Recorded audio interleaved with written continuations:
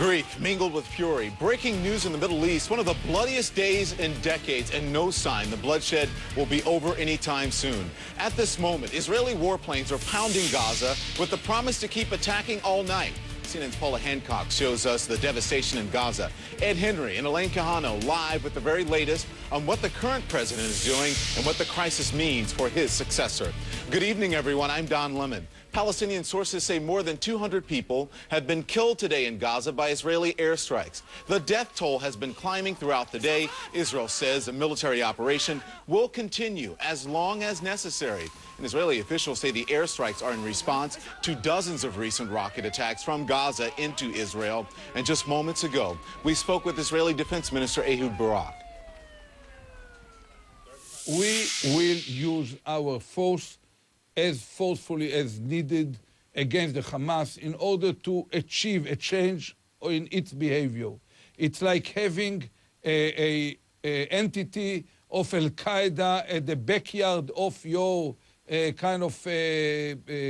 country or state. That's something that we just cannot afford. We have tried. I have tried. I convinced other members of the cabinet to give it a chance. We gave it. They broke it. Now it's time to pay the price for it. Anger, of course, is high on both sides. We've also heard from a senior Hamas spokesman tonight. It's clear that we are talking about 17 years of peace process without any useful result for the Palestinians. So the only solution for the Palestinians to resist the occupation according to the international laws. We have international resolution defending our rights, but the Israelis are not acting according to this. They believe that a kind of Holocaust may bring us down. This will not happen. I believe they have to know that this Holocaust will generate more violence. Israel had signaled military action for days, but the ferocity of today's airstrikes and the high civilian death toll has taken almost everyone by surprise. CNN's Paula Hancock has the very latest. The injured are transported to Gaza City's hospital by any means possible.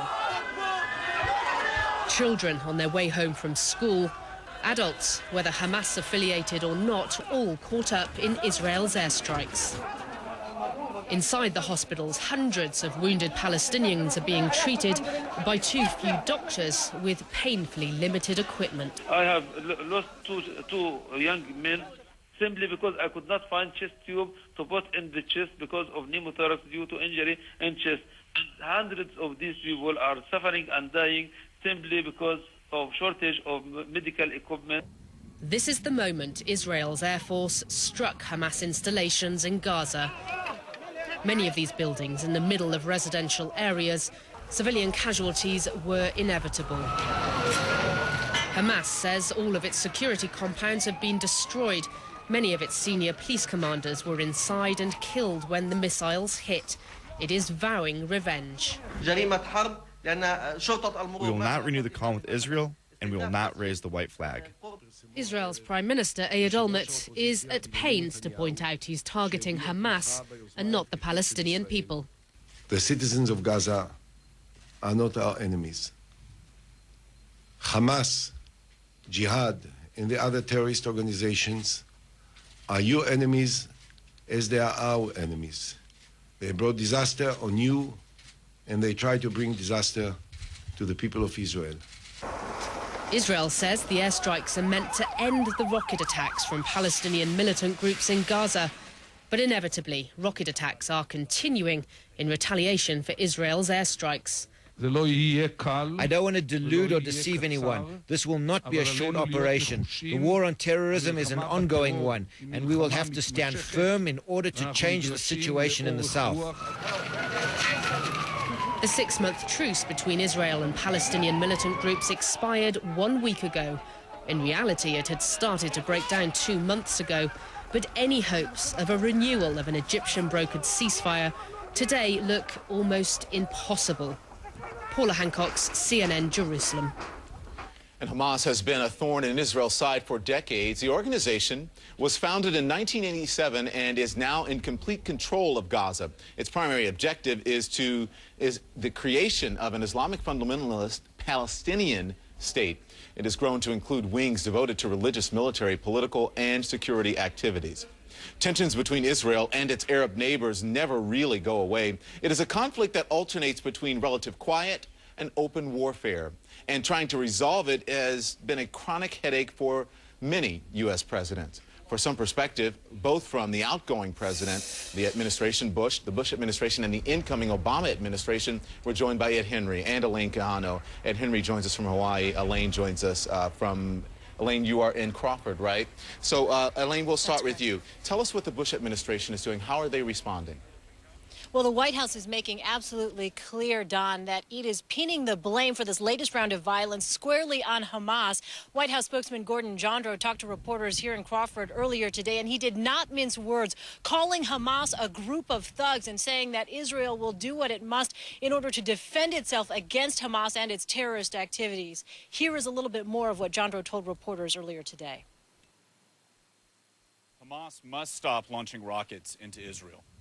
The United States holds Hamas responsible for breaking the ceasefire. Now, the ceasefire should be restored immediately.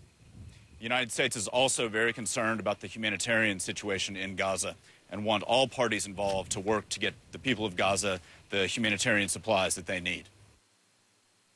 Now, President Bush got an update on the situation from his national security advisor, Stephen Hadley, via secure video conference. Also, Secretary of State Condoleezza Rice, he's been conferring with her by phone as well. Now, in terms of conversations with world leaders, White House spokesman will only confirm that the King of Saudi Arabia actually called President Bush quite concerned about this, although the White House is declining to give any kind of details, but obviously wanting to discuss this situation.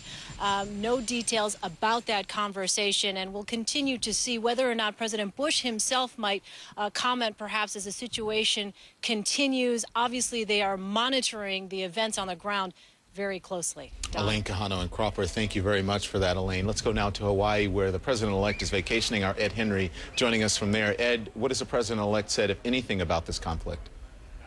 Well, we have some new information, Don, which just the president-elect has just wrapped up a phone call with Secretary of State Condoleezza Rice, trying to get some information, a briefing on the situation. We're told this telephone call was initiated by the president-elect, that according to transition aides telling us that it was about an 8-minute phone call. As you know, President-elect in a little bit of an awkward situation here. He wants to certainly give the impression to the American people and leaders around the world that he's on top of situations like this, just as we saw with the Mumbai terror attacks around Thanksgiving. But since he is technically not in power, he's being very careful not to look like he's stepping on President Bush's toes, and that's why we had a statement a little earlier today from Brooke Anderson, the chief national security spokesperson for the transition, saying, quote, President-elect Obama is closely monitoring global events, including the situation in Gaza, but there is one president at a time. That's a familiar refrain we've heard over and over throughout this transition process. Again, they're in an awkward position. They don't want to send a mixed message or different signals around the world. On the other hand, they're under some pressure from foreign governments to start communicating more with them,